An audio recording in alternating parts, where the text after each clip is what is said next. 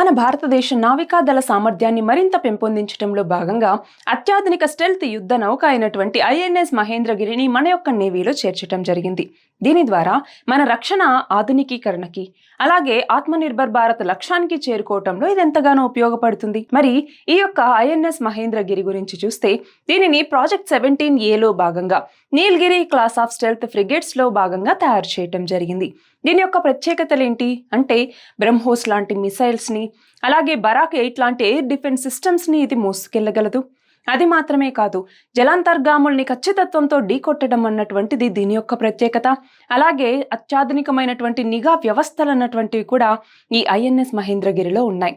మరి stealth technology అంటే ఏంటి?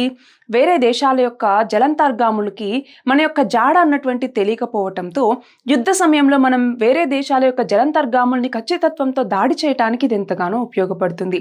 సో గమనించాలి, ఐఎన్ఎస్ మహేంద్రగిరి అన్నటువంటిది కేవలం ఒక యుద్ధ నౌక మాత్రమే కాదు. మనము మన యొక్క స్వదేశీ పరిజ్ఞానంతో ప్రపంచ స్థాయి అత్యాధునికమైనటువంటి ఈ వ్యవస్థల్ని తయారు చేయగలము అన్నట్టుగా మనం ప్రపంచానికి తెలియజేస్తూ ఉన్నాము.